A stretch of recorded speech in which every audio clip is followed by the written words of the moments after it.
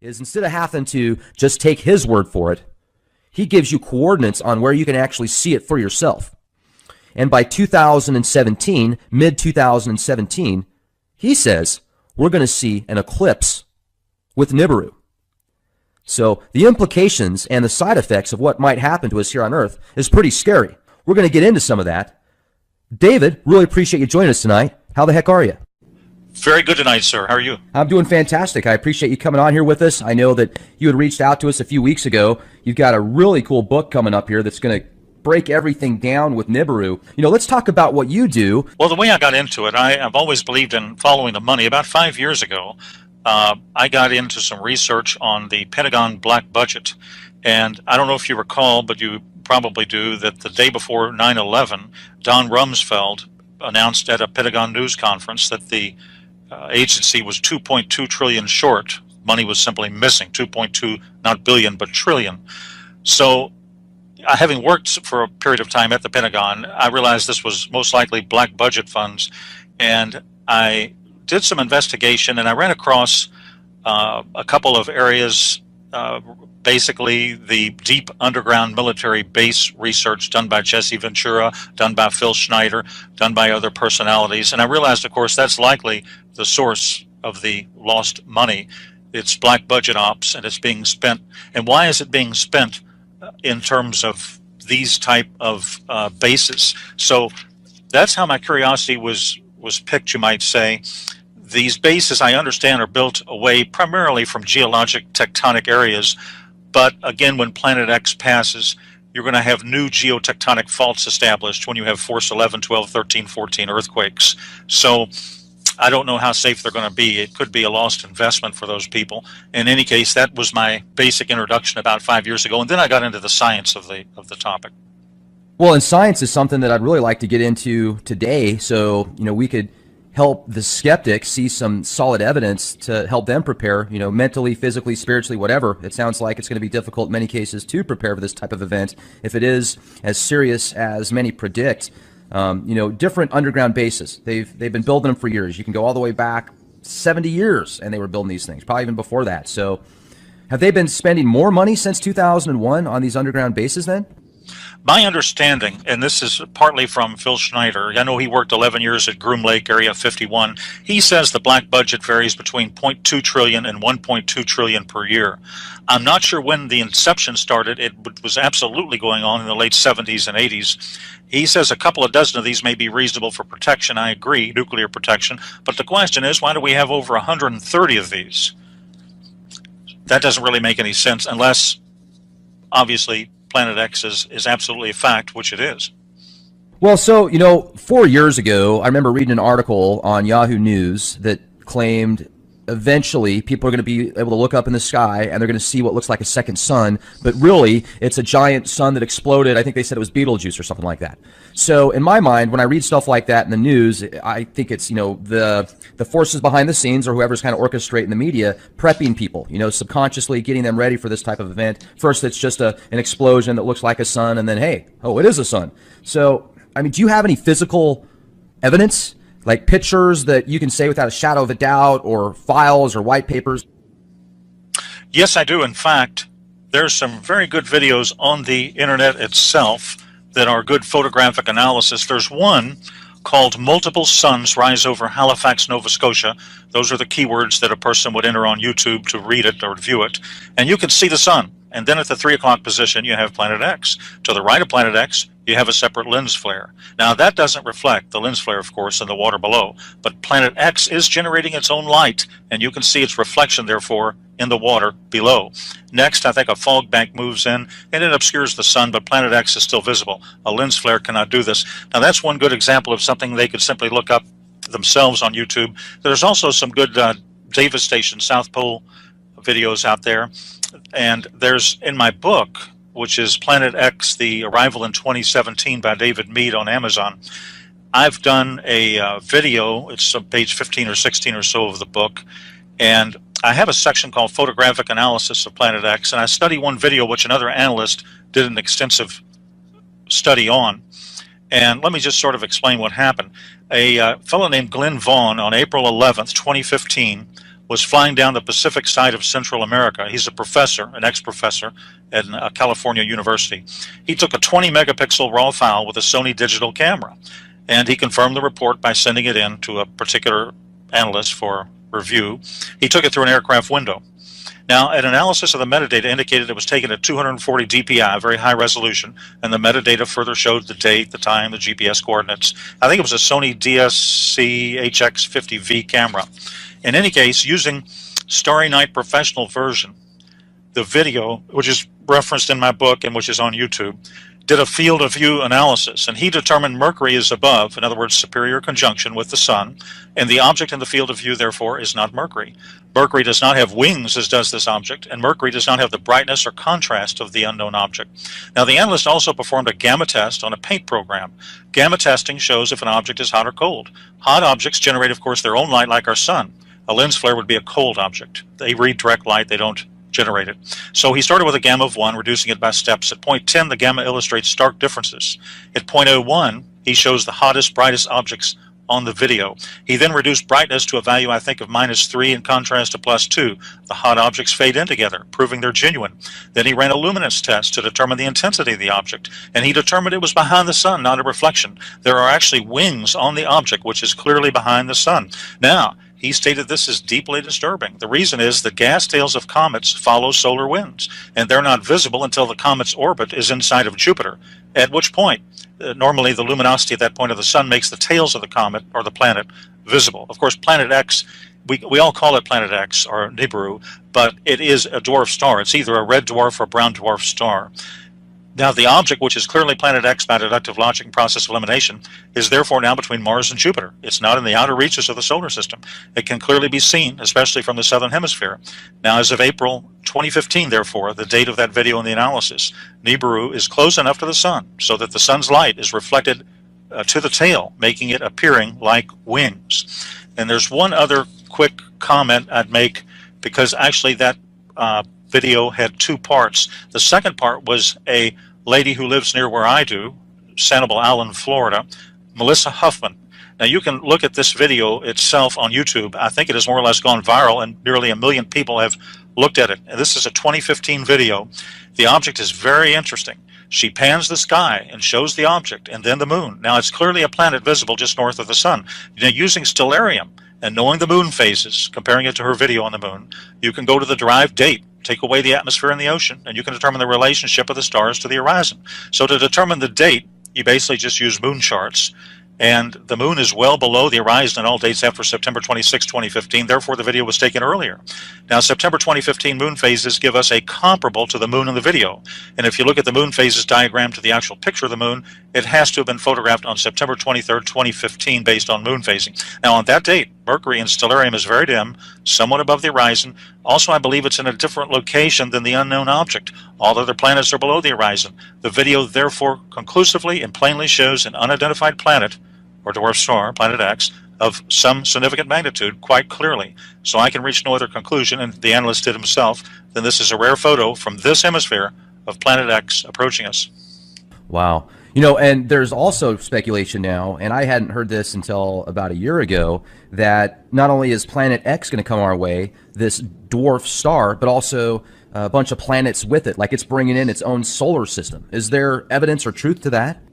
Right. There's a number of videos. I've seen some real good ones from the South Pole Telescope, and they indicate that there are a variety of moons around this. It's basically, as you say, it's its own solar system. A lot of people don't realize this, but binary, what we've got in our solar system here, is obviously a binary twin. 76%, this is a fact, of all stars are binary twins. In fact, 16% are trinary twins.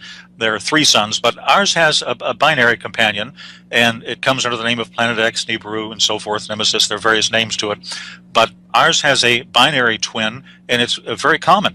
It's extremely common, and it's basically what is approaching us. And apparently, from all descriptions, indications, reports, insider reports, photographs, and other sources of human and signal intelligence, it contains 5 to 7 moons around it. So it's a solar system approaching our solar system, which makes it extremely dangerous. You know, and even the most recent Star Trek movie that came out, they portrayed Nibiru in this movie and the inhabitants of the planet were primitive. You know, they were almost like Amazon-like tribal, what you would think of from many years ago. It's just interesting how they've really kind of pushed it into the media. But from the skeptic standpoint, you can go back to 2003. And in 2003, supposedly Nibiru was supposed to come by the Earth and wipe everybody out, and then it didn't happen, and then it was supposed to be 2012. And one thing that I find interesting, and I'm not a religious person, but I definitely think there's a lot of correlations in the Bible, especially if you read Revelations and things that are going on today, whether it's a playbook for these people or it's just prophecy, which it very well could be. You know, it talks about how nobody really knows the time when basically shit hits the fan. And with all of this crying wolf for 10, 20 years before something like that happens, I can see how the population can become really docile, you know, because they've heard it before so many times. So when it really does happen, it's almost like unbelievable. Right. There's a lot of disinformation out there, and you have to consider the sources of the disinformation. Obviously, I have a feeling when people join Congress nowadays, whether they join as a senator or at the lower level, that they have a visit from a higher up or from their local NSA agent pretty quick on, and they say, you know, you're going to find out some things that we don't want you to talk about. And if you don't talk about them, guess what? We're going to give you a seat in an apartment at an underground base when this all happens. And so you don't really have anything at all. You have a complete, you know, blackout of news from the so-called authorities of Washington, D.C. But again, what do you expect? You have to consider the source. Now, there's been a lot of Google and NASA cover-up, in my opinion, on this. And I'll give you an example of it real quick that might sort of answer your question and also even move us a little bit into a combination of astronomy and the apocalypse, the book of Revelation, the last book of the Bible. So there's an object I call the Red Dragon Anomaly, which appears in the constellation Virgo. And it currently, very interestingly, mirrors the vision or biblical sign of Revelation chapter 12. Now, this is a critical, major sign. Of course, Revelation is from the highest authority, read Revelation 1. John wrote it on the Isle of Patmos about 2,000 years ago, and in it he found out that cosmologically the sun travels the ecliptic, and every September it passes through the constellation Virgo. The moon also travels close by. Now, towards the end of September in 2017 next year, there is a precise configuration of the Revelation 12 imagery, and I've used stellarium, and I've gone back 6,000 years, and I've gone forward 1,000 years. And it's complex and involves the simultaneous interface of half a dozen astronomical variables, but it only occurs once, and that's in September of 2017, a year and a half from now. But in addition to the Revelation 12 sign as it's known, the imagery of the dragon at the feet of Virgo with the sun at the head and the moon at the feet presents itself right now, very interestingly, in Starry Night in real time. Now, this is highly unusual and extraordinary. The Red Dragon of Revelation 12 may well be, and I believe rather obviously is, Planet X, as it's referred to in an earlier chapter of Revelation, I think Revelation chapter 8, in a similar manner. A colleague of mine at the university, one university in the western U.S., brought up a very interesting point, perhaps a cover-up to my intention. Here it is. Basically, he said, the areas of the Dragon anomaly have been covered or patched up by Google Sky in the past. But one of the ways to actually see what is behind this patched out area is to use a program called Skyview by NASA. Skyview, what that is, it's a virtual observatory on the net. It generates images of any part of the sky from wavelengths of all regimes, radio to gamma. You just filter it. Now, when you view these images in various filters, you can see the actual color of this anomaly in Virgo is red, and it does look very menacing, as it appears to have a face like a dragon with two profound eyes. It's very intriguing and quite strange. Now, just for your listeners, I'll provide very briefly the right ascension and declination if they want to go to Skyview. And here it is. Just cut and paste this coordinate. Here's the right ascension, 13 hours, 50 minutes, 44 seconds. Here's the declination, and that would be minus 8 hours, 13 minutes and 59.7 seconds. So right ascension is the celestial equivalent of longitude, and in the sky latitude is called declination. So you just enter those coordinates, and then on Skyview you just choose the Iris 100 micron telescope setting, and there you are. You've never seen an object quite like this one. Now, the sign itself might be a sweeping parenthetic of that entire biblical 70th week of Daniel, which is a key to solving the most complex cryptogram in existence, the book of the Apocalypse. As to what it is, the astronomical scientific community, I think, is keeping a very low profile. And the question is, why did they ever cover it up to begin with? Well, and not only that, if we could get into some of the more scientific stuff as well that you talked about, that you put together, is in your opinion, the Great Flood that's talked about and has been talked about all over the world in other mythos as well. Do you feel that that was caused by this orbital, from Nibiru coming back many years ago, getting close to the Earth and caused some type of, giant tidal waves and stuff and earthquakes? Well, it indeed could have. I'm not positive of the exact date in biblical history of Noah's flood. I think it was close to 4,000 years ago, might have been a little bit more. Very good question. Now, in fact, what that question leads us into is the main item we have historically in terms of archaeology to help us relate on a scientific basis to a prior pole shift by the Earth is something called the Nebra sky disk. Now, this is a 12-inch bronze disk, the Nebra sky disk. It may be the key to determining the last recorded time in history that Planet X actually flew by the Earth. The disk is bronze. It's inlaid with gold. It was found near Europe's oldest observatory in Gossig, Germany. Now, the story of the disk is quite unconventional. It was found, I think, in 1999, by German treasure hunters, and they were using metal detectors inside an ancient forest. However, German law dictates that all such relics are state property. So instead of turning it in, they attempted to sell it on the international market a couple of years later in 2002. Now, working for the Swiss government, an archaeologist named Harold Meller, I believe, posed as a straw buyer. The disc was seized by authorities, and then it was analyzed. Now, what it contains symbols including the sun, the moon, the constellations, I think, of Pleiades, Capricorn, Piraeus, and Gemini. Now, the disc reflects the sun in the position of a solar eclipse. What is causing the eclipse? Well, it's not the moon, which is on the opposite side of where it should be located. So I think the best deductive logic is that an unknown near-Earth object is causing the eclipse. Now, this 32-centimeter disk weighs about 2 kilograms. Again, it's decorated with gold leaf symbols, and the gold leaf symbols also reflect 4 planets: Venus, Mars, I believe Jupiter, and Mercury. Now, using modern-day astronomical software, you can plot the actual day and hour the disk was produced, and the result is very precise. It was produced at April 6, 1810, BCE at 8:30 a.m. The disk was thus created during the Bronze Age, which is 3,826 years ago. Now, there's a curved bar at the bottom of the riverbank, the Saal River, which still currently exists. Much of the disk's current coloration is green due to a tarnishing effect. And the discovery site is a prehistoric enclosure in the Ziegelrodes Forest, known by the name of Middleburg or Central Hill, 60 kilometers, I believe, west of Leipzig. Now, the treasure hunters stated it was found within a pit in the forest near the ancient Gossig Observatory. Now, here's something extremely interesting. Upon examination, the disk reflects the constellation Orion at the very bottom. Orion should not have been observable from that location in Germany at that time. The nearest location, in fact, from which the constellation Orion, could have been observed is Luxor, Egypt. That adds to the mystery. The only logical conclusion is that this 26 to 30 degree difference is accounted for by simultaneous pole shift. So this mystery-shrouded sky disk of Nebra is an advanced astronomical clock. It's a compendium of knowledge. And I think it gives us the best proof of the existence and passage of Planet X in the ancient world. So the purpose of the sky disk is really no longer a matter of speculation. I believe, and others believe, it's the oldest visual representation of the sky in existence, and it postulates and proves the approach of a near-Earth object causing the daytime eclipse, as well as causing a major pole shift that has just occurred, and that was 3,826 years ago. And have you heard of the Sumerian tablets? Yes, I have. They were analyzed by a fellow named Zechariah Sitchin, who wrote a book called The 12th Planet back around 1975, I believe it was.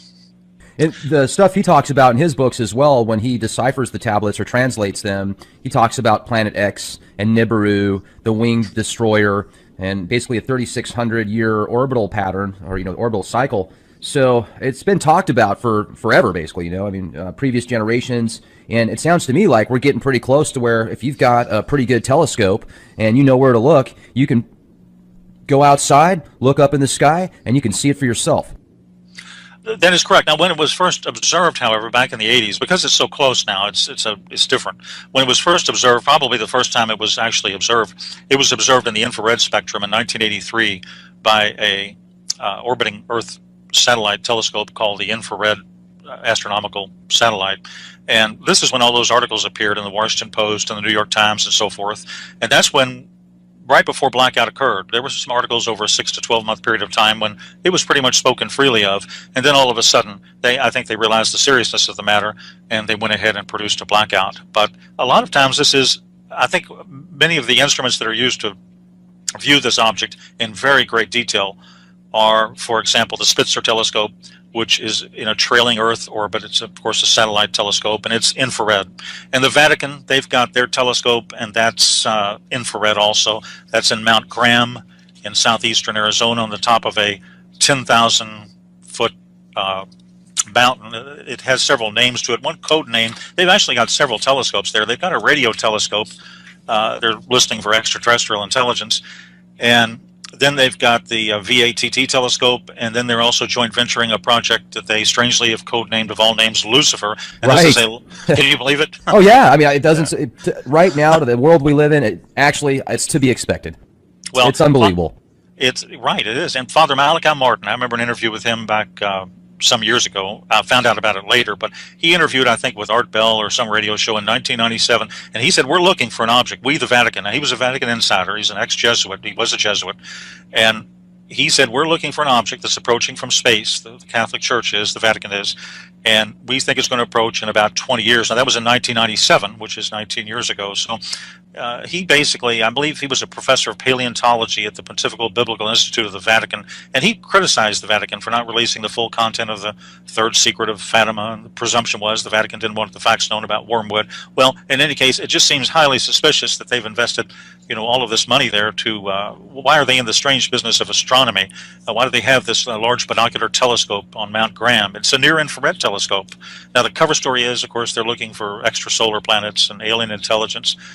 But they have an infrared telescope. They have to supercool it to minus 351 Fahrenheit to allow it to conduct observations. And, of course, a dwarf star, whether it's, a red dwarf or a brown dwarf, the only difference is the size in those. Brown dwarf never reached fusion stage. It didn't convert hydrogen to helium.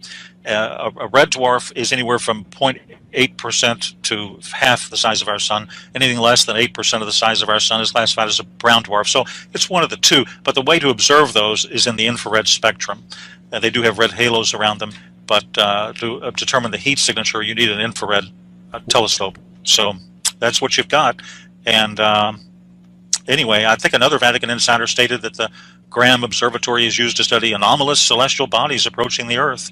And I think in an interview with him, he compared it to what the CIA did with one of its secret eyes known as the twin to Hubble, Sky-12, Keo 12. You may have heard of that program. But in any case, the Vatican is set up like a government. It has its own secret intelligence agency. It's called the SIV. And the English translation is the Information Service of the Vatican.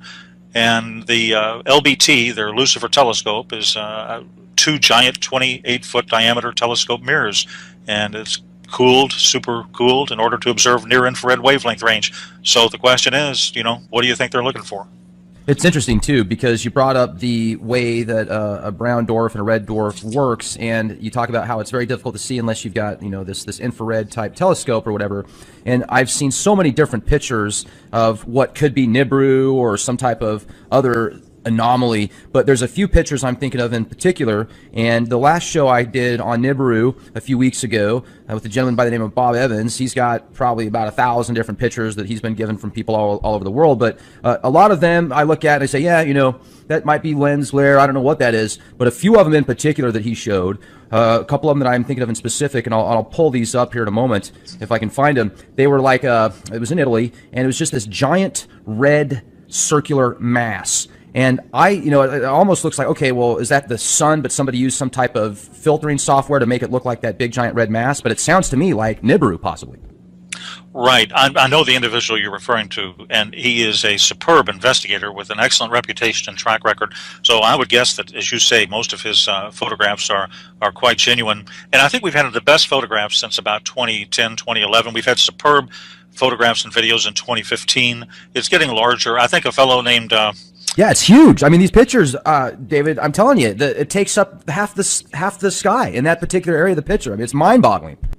Yes, there was a series of still photographs taken between, I believe, 2011 and 2014 by a certain analyst who had access to a webcam at the top of a volcano in Central America. Perhaps it was Costa Rica. And I looked at an analysis of that, those still photos. And if you look at the field of view, and if you state the pixel size at each year, 2010, 2011, up through 2014, in the same field of view, it gets amazingly larger. So obviously, in my opinion, the object is approaching us quite quickly.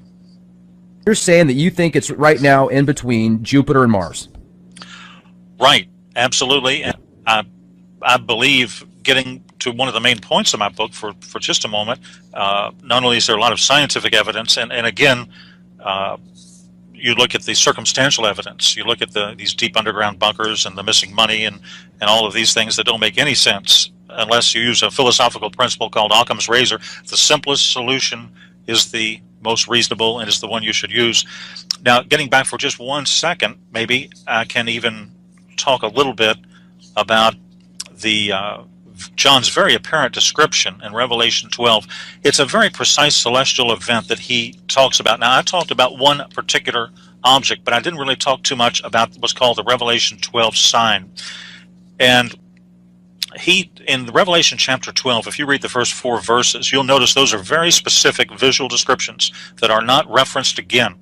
And it's interesting to note that to an observer on Earth, they will not be able to see this formation. On September 23rd, 2017, you won't be able to see it because the sun's brightness will clothe the entire constellation during the day, and the moon will, I think, only be illuminated about 11%. So it's a pure, specific astronomical indication. And if you look at Revelation 12, 1 and 3, the word wonder or sign is used to describe what John saw. Now, in the Greek, this has the idea of an indication. So it appears that they are based on literal visual events that the author of the Apocalypse, John, saw in the heavens or the sky as an indication of what was going on in the larger scheme of things. Now, that date itself is what I call a time marker or a key to a cryptogram. It is not the final key, in my opinion. It's only a preliminary key. That's not the date, in my opinion, when you're going to see Planet X in the sky. You're going to see it at the last possible minute, and I believe I know at least the month, but maybe not the week, but I do know the month when that will most likely probably occur. And again, the analysis comes from Revelation chapter 12. And the September 23rd celestial sign of the woman in the constellation Virgo, as I mentioned, has never happened before and will never happen again. Jupiter has to move in several directions in retrograde and so forth for a period of about 400 days in a part of that constellation to fulfill that exact astronomical requirement. And that, in conjunction with the 12 stars at the top of the woman's head and the moon at her feet and the sun and so forth, these things do not occur in exact sequence except in the month of September of 2017. So again, I would call that some sort of cryptographic key that we need to proceed from. Now, remember this, the blue daytime sky is going to hide Planet X until it eclipses the sun. But there is going to be a full disk solar eclipse right after September 23rd, 2017. This occurs, if you look at moon charts, on October 5th, 2017. And what happens, of course, during a full disk solar eclipse is the sky turns black, and that will reveal at that point, that week, in my opinion, the week of October 5th to 12th, if the book of Revelation is true, because this ties in perfectly with it, that could well be the exact month that we can first see it with the naked eye. So, in my opinion, combined with a predictive computer-generated astronomical model, the Bible, the book of Revelation, the Apocalypse, tells us that the red dragon, or Planet X, or Nibiru, appears after September 23rd, 17, but it has to appear before October 11th, 2017. At that date, October 11th, 2017, the sign in Virgo, the woman Virgo, will no longer be, quote, pregnant. Then the red dragon or Planet X therefore must make it an appearance before October 11th. So that seems to be a cutoff date. Jupiter, which is known as the planet or the star of the Messiah, exits Virgo, the Virgin, on October 11th after having spent, I believe, 301 days or about 42 weeks in the, quote, womb region of that constellation. And again, after that point, the woman will no longer be pregnant. So that gives us a very narrow window, just to use the book of Revelation or the Apocalypse as sort of an intel briefing. And the great sign of the woman is described in Revelation 12, 1 to 2, forms and lasts for a few hours. And according, again, to astronomical models, this sign has never before occurred in human history. It will occur once on September 23rd, 27. It will never occur again. And I believe it places us right at the time frame from that analysis of the Planet X approach to the Earth. So I believe this is something very interesting that's covered in a lot of detail in the book. And I believe, though, if I'm not mistaken, the individual you just referenced, Bob, I believe he also believes that 2017 is highly likely. You know, that's what he said in the interview. And, you know, he also correlated a lot of revelations and stuff. And it sounds to me like you've definitely done your homework. Are you a religious person? Well, I would say yes. Okay. But I never really studied the book of Revelation. Okay. until a few years ago, until I got into Planet X. First of all, it didn't make any sense to me. I've glanced at it once or twice, but it didn't seem to to solve, as you would say in cryptography. So it made no sense until I started relating it to this particular object and correlating what the Bible calls the red dragon with also what it's called wormwood. These are all terms referring to Planet X or Nibiru. They're all the same thing. The Vatican calls it wormwood. Revelation calls it the red dragon. Revelation chapter 8 again calls it wormwood, but these terms are interchangeable. So obviously this is a major astronomical sign that's going to have some very high impact value at a certain point in our history. You know, the Earth has been around many thousands of years, and everything's going okay so far. And the end is not necessarily going to occur, but things are certainly going to change, and there's going to be major cataclysms. And the Earth is actually very cataclysmic in its nature. Only 500,000 years ago, there was a pole shift. 6 million years ago, there was a pole shift. 6 million years ago, I understand, the state of Alaska was near the equator, what we now know as the equator. So the 65 million years ago, as you know, there was a major asteroid collision near Mexico, and scientists say, well, that wiped out the dinosaurs because it caused ash to cover the sky and it destroyed plant and animal life. So we really live in a very cataclysmic universe. And the interesting thing about these asteroids, that Planet X has a tail anywhere from 250,000 miles to several million miles long. And the dust of that planet is red iron oxide, but the tail, especially as it passes through the asteroid belt between Mars and Jupiter, picks up a lot of asteroids, some large, some small, some kilometers in diameter.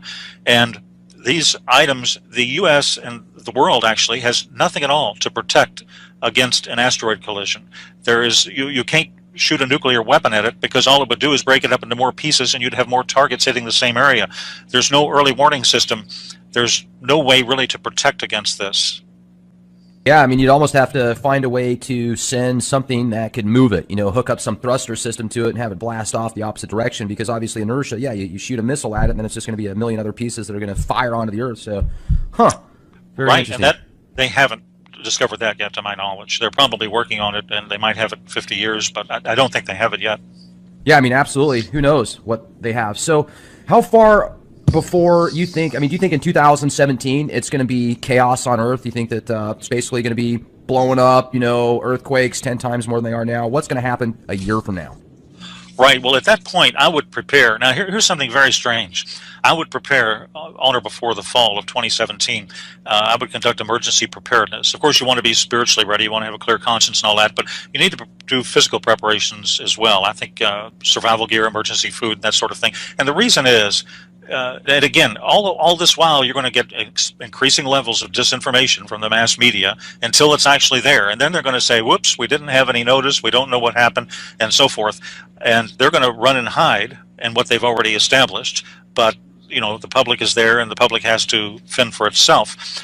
This global warming, as you've heard, I'm sure, is a cover story. The Earth is heating up from the core outward because of the approach of Planet X. During the 20th century, I think there were 35 volcanic eruptions in a typical year. Now there are more than 35 of these every single day.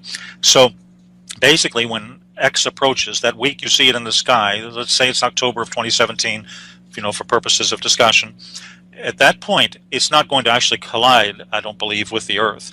The Earth is only 8,000 miles in diameter. It may pass 5, 10, 15 million miles away, but it has a very high magnetic attraction. It's going to have a gravitronic effect. It's going to cause the shifting of the Earth's crust. It's going to cause major volcanic activity. It's going to cause tidal waves. And when a pole shift happens, the ocean literally comes up out of its basin.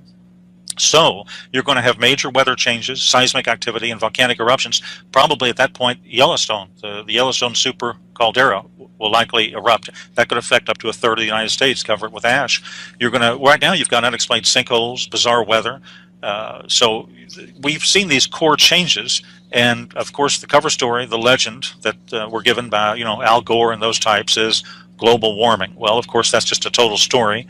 And it makes absolutely no logical or deductive sense. Well, let me jump in here for a second. I'm glad you brought that up because you can clearly tell a difference now with how hot the sun is. I mean, even if you look at the same temperature, 75 degrees now versus 75 degrees 10 years ago, although it's the same temperature, the sun on your skin even, there's just more heat there. It's almost like the atmosphere has become depleted. It's thinner now, so more of that radiation is actually hitting your skin. And I've got proof of that because I have a radiation detector built into my watch. I mean, it's a high-end military grade watch. You can pick one up at MTM Special Ops, and everywhere I go, I can see what the radiation levels are. And just over the past 3 years, they've literally doubled in my area out here in San Antonio, Texas. So it's very interesting. I'm wondering if the chemtrails might have something to do with that. But the sun also seems more extreme now. So, what is your thoughts on that? Good points. Very good points. Let me comment on the EMP, and let me comment on the sun. First of all, actually, if you go to the book of Revelation, the Revelation indicates that the sun is going to be hotter at that time frame. Now, the EMP effect, Planet X has a massive tail. It's fantastically charged. It's magnetic. The tail has moons and rocks in it. Now, this can down aircraft and satellite when it passes. It can affect the electrical grid. Now, of course, NASA, JPL, and the other disinformation sources ignore this data. But here are the facts. The Earth has a nickel and iron core. Now, this generates its magnetic field. However, the magnetosphere has large holes in it. The magnetosphere is a static shield. Now, under routine solar conditions, it protects the Earth from coronal mass ejections. But when Planet X arrives, we're no longer under routine solar conditions. Now, you look at Air France, for example. I think that was back in 2009, Air France 447. This is a little bit off topic, but really it's on topic because it's an excellent metaphor, an excellent visual type of illustration as to the power of Planet X. When Planet X hits, the utilities are going to be shut down for anywhere from 3 months on. There's going to be $5 trillion worth of damage to the electrical grid. But let's go back to Air France 447 back in 2009 to give you an example. There have been people that have postulated, and these are very intelligent people, and it's just a theory, but they have postulated that disappeared over the mid-Atlantic range, right in the middle of the ocean. Now, that's involved with the Earth's earthquakes. The EMP between the mid-Atlantic range and Planet X could have caused its destruction. And the same thing with Malaysian flight, ME-370. It may have flown into an EMP pulse. The flight path was highly irregular. That's indirect evidence. And this occurs when the North Pole of Planet X is pointed directly at the Earth during its approach. Magnetrons and electrons burned out through an EMP event. I think the cell phones of the passengers as well burned out. So none of the theories really answer in terms of those aircraft. All the questions are fully explained what happened that day, but it could be an indirect effect of the approach of Planet X. Now, also, you mentioned these chemtrails. Now, there's a site, I just became aware of it recently, called Geoengineering Watch. I think Dane... Yeah, great guy. Oh, you know him? Okay. Yeah, I've talked to him before. Oh, you've talked to him. Excellent. Well, you've probably heard the key phrase indigo skyfold and so forth, and I understand that contrails dissipate quickly, but not chemtrails. And I always, tell people, in terms of NSA, nothing is as it appears to be. Always consider the source and their agenda. You look at Ted Gunderson, that former FBI chief, and he said Congress should be investigating these chemtrails. And that was back in '97. That he actually came out and talked to Congress about it. Weather wars, chemtrails, everything. Really, I didn't keep up too much with the chemtrails controversy, but it's likely what? Strontium, aluminum oxide, and so forth? Barium salts, all sorts of other nanoparticulates. They were putting GMO, Ebola virus crap in there. I mean, it just depends on the day and the time and the location. But I do got to bring this up, too, because I've noticed for the past several days, the skies have been chemtrail free. At least if they were doing it at nighttime when you couldn't see it because you didn't have the haze, you didn't see those nanoparticulates falling from the skies when they do the heavy chemtrail spray, and you can see with your polarized sunglasses on. So I'm wondering why, and I'm wondering if the chemtrails that they do have a part of trying to block out Nibiru if it's visible to the naked eye sometimes. I think that's very possible. I think they're attempting every type of disinformation possible. For example, let's look at what happened recently. And let's give you a little history on this, and you probably know a lot of this, but for your listeners, science admits quite a few points in favor of Planet X. Our solar system is surrounded by the Oort cloud, 50 to 200,000 AU astronomical units, or Earth-Sun distances from our sun.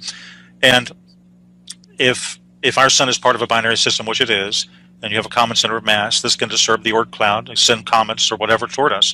Now, science also admits an asteroid impact is absolutely responsible for the extinction of the dinosaurs about 65 million years ago in the Tunguska effect or event in Russia in 1908. I think that explosion had 1,000 times the power of the atomic bomb dropped on Hiroshima, flattened 80 million trees, 840 square miles.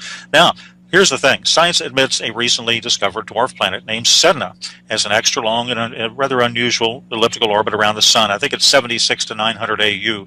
And Sedna's orbit is estimated 12,000 years. Mike Brown of Caltech said Sedna's location doesn't make any sense. Sedna shouldn't be there. There's no way to put Sedna where it is. It never comes close enough to be affected by the sun, but it never goes far enough to be affected by the stars. Now, this fellow Brown is part of a Caltech team that claims to have discovered the 9th planet earlier this year, in 2016, and as you know, Pluto's been demoted. It's no longer considered a planet. But Brown's calculations suggest Nemesis, or the 9th planet, whatever they want to call it, is 10 times the mass of Earth. Now, science also knows, as I mentioned, that binary star systems are very common in our galaxy, and red dwarfs are very common. They're the most common type of star in the galaxy. So the existence of Planet X, the Planet X system, is therefore quite in line with the current knowledge base. But to wrap it up, this so-called 9th planet, recently disclosed in January of this year by the NASA people, never a straight answer, is a combination, in my opinion, of information and disinformation. It's what we would call in the intel community a Bush League type of propaganda. My advice to anybody thinking about this or thinking about doing too much research on this quote discovery of the 9th planet, don't major on minors. I don't study their announcement too much or pay much attention to it. Now, the real Planet X is in the vicinity of Mars and fast approaching Earth. It has no direct relationship or indirect relationship to this recent discovery, and this so-called discovery is just one more piece of evidence, in my opinion, that the powers that be are running scared and making mistakes as they go. Well, certainly making mistakes as they go sounds like a common theme for them, you know, and also you look at so much today as far as pollution and, you know, just the fracking that's going on around the world right now. There's so much oil that's available. They're running out of space to put it. And if those things go, you know, those fracking systems, and like, let's look at LA, for example, all the methane that's getting leaked out there. There's just this huge emergency. It's not really being talked about much now. It was a few weeks ago, but now it's hush hush. You know, who knows how many people are going to be affected by that. You've got these nuclear reactors next to fault lines. I think there's 55 nuclear reactors next to the Madrid fault line alone. You've got, right, you know, the San Andreas fault line, and you look at Fukushima and what happened out there and how much pollution to the environment from these nuclear active particulates that are just all over the place now. And I wonder what's going to happen, like you said, if there's just this giant blackout and if power isn't available to these nuclear facilities, or if there's an earthquake and some of these reactors get, you know, affected by it. How are they going to keep the rods cool? What happens if Carlsbad, New Mexico, where they've got just tons and tons of nuclear waste there? What happens if something goes out there? You know, what's next? How do people protect themselves? Do they even want to be protected, or would they be better off just dying quickly? Well, very good points. You know, there's the fellow I'm sure you've heard of, J.R. Moore, the radio show, and he's interviewed some U.S. Navy veterans, and they were told the end results of all this, but they really weren't told the why of it, and he was told it on a discrete basis. You may have seen the U.S. Navy map of future America where the coasts are flooded and so forth. Well, now, you know that the magnetic poles have been shifting towards Russia at maybe 40 miles an hour a year, but when Planet X arrives, the physical poles will shift. Now, this will create some hyper-earthquakes, tsunamis, and the shifting of land masses. So if you want to look at a few different states, one thing people can do to protect themselves is simply be in the right location when it happens. Now, there's a few states to avoid. And California is highly dangerous. It's composed of rock plates. Now, when rock is compressed, it breaks, and you'll see the crumbling of rock, of course, as its mass goes upwards. Now, the West Coast will have major catastrophic changes, synergistic proportions, tidal waves, high hurricane-force winds, earthquakes on the fault lines, volcanic activity over the magma, forest fires caused by what's in the tail of Planet X, and also caused by volcanic explosions, severe lightning storms. So it's highly dangerous, and I think the long-term danger is in riding out the shifts for those who are living near the boundaries of plates. Now, cities without mountains as a backdrop can just be washed out to sea. You'll have broken gas and water lines. San Francisco, it's on the San Andreas and other fault lines. A lot of the population will be trapped. Water will overflow the city. Survival will be minimal. California is not a good bet. Now, the area around Arizona, on the other hand, the Hoover Dam probably won't survive because of earthquake activity, and you'll have rivers flooding, and areas within rivers should probably be avoided. But you look at Phoenix and some of these main cities. Arizona has withstood many a pole shift. The area around Tucson is safe. Florida is another very dangerous state. Its highest elevation is 105 meters in the Panhandle.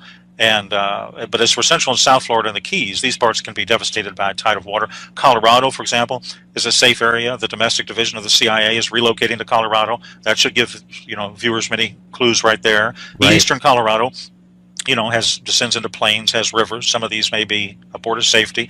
And of course, one of the safest parts of the country is the Ozarks, northern Arkansas, southern Missouri, average elevation close to 1,000 feet, self-sufficient water supply, agricultural land. They'll do well. They're also isolated from large metropolitan areas, and they're well enough inland to avoid flooding through, tidal waves. So it's part of the preparation is probably geographic. But I would expect when it hits, when you see this object in the sky, you'll have 1 to 2 days to accumulate all of the emergency food and water you can. I would accumulate at least a 3-month supply.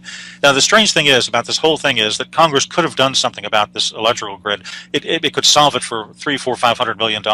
They've never done anything to harden it. The military has parts of their grid hardened, but the Congress has never done anything. And yet they know that the estimate of a 3-month downward collapse of the U.S. electrical grid will cost the nation in excess of $5 trillion. So I don't understand the thinking, but this is Congress, so that's it. I think they're probably trying to protect themselves as well. Maybe they are being offered a nice, 1-bedroom apartment about 15 stories underground, and they'll be okay. They won't have to worry about anything during the catastrophe. But, how long is this going to last? Well, the effects could last as long as the electrical grid is down. When the electrical grid is down, as you know, you'll have a certain percentage of automobiles and trucks that will simply fail because of the EMP pulse. An EMP pulse, for your listeners who maybe are not too familiar with it, it basically can occur several ways. One way it can occur is through a nuclear explosion. For example, if North Korea were to have a rogue container ship or something like that, and they were outside the continental United States, or Russia had a drone submarine, and they exploded a nuclear weapon of a certain tonnage, a certain blast radius, 250 miles above Kansas City, it would basically knock out 99% of our electrical grid, as well as part of Mexico and Canada. But an EMP effect from the sun, a solar flare, can do that as well. And let me explain a little bit about solar flares. The biggest flares to date are called X-class flares. And now Y-class exists, but they're off the charts. Now, as I mentioned, the Earth is surrounded by the magnetosphere. It begins at about 1,000 kilometers and goes many more into space. And the sun and the Earth's magnetic field create this layer. But NASA discovered through a Themis mission that the Earth's magnetic field contains a hole, which is 10 times larger than they previously believed. Now, the magnetosphere shelters us from solar flares, but the hole is now 4 times the size of the Earth. So, in any case, the risk assessment, the worst case scenario, is if you have a violent CME that accompanies a Y-class solar flare would come to us in a 1-2 punch. That would send the part of the Earth exposed to it back to the 1850s. It would affect all circuitry, all electronics. You wouldn't be able to do banking. There wouldn't be food after a day or two because there wouldn't be transportation. Only military, facilities would really survive and prosper, but not civilian facilities. And it's similar. We don't really have any experience with it in the last 100 years. In the late summer of 1859, the Carrington event happened. That was a great solar storm that hit the planet, and that was a coronal mass ejection from the sun, and that affected telegraph lines and burned them up. But that's about all. That was the greatest solar storm in recorded history. And the electrical grid was in its infancy, a few telegraph wires in larger cities. And it did short-circuit the wires. It caused massive fires. The aurora borealis was seen, I think, as far south as Cuba, Rome, and Hawaii. And in 1989 and 94, I think going forward, you had minor solar storms that knocked out communication satellites and shut down power plants, disrupted the electrical grid. But these were minor solar flares. So imagine if a solar storm the size of 1859 struck our modern society. You've got delicate wires that run everywhere, filaments, computer chips, hard drives, cell phones, electrical lines, and your vehicle's computer system. And so the perfect solar storm could send the country back to, the Stone Age, basically, for anywhere from 3 months to I don't know how long. It's really hard to say. It would depend on the damage to the transformers and how quickly they were able to be repaired or replaced. And if the solar event affects the entire Earth, they probably are not going to be replaced too quickly. It might just affect the northern and southern hemisphere, but if it affects the whole Earth, which it could be years before things really return to completely normal. And with that said, if things get that bad, let's talk about the military situation and a martial law type possibility. In your research, in your opinion, what's going to happen with, what's going to happen with the cities, with the survivors? Well, I would say where you are, you're going to be. When this happens, you're not going to want to drive a car 50 miles. Number one, you've got a 50-50 chance it'll even start. And then where would you be going anyway? And you'd be moving away from your food and water supply. So where you are is where you're going to be. Now, hopefully where you are at that time, there's a concept, a theory called strategic relocation. where you don't want to be too near a major city like Houston or New York City or Atlanta. You don't want to be too near Miami, for example. You want to be in a smaller area. Maybe you want to be on a small island that has a population of 3,000 people in the Gulf of Mexico. Maybe you want to be in a suburb or in the country, some distance from a metropolitan area.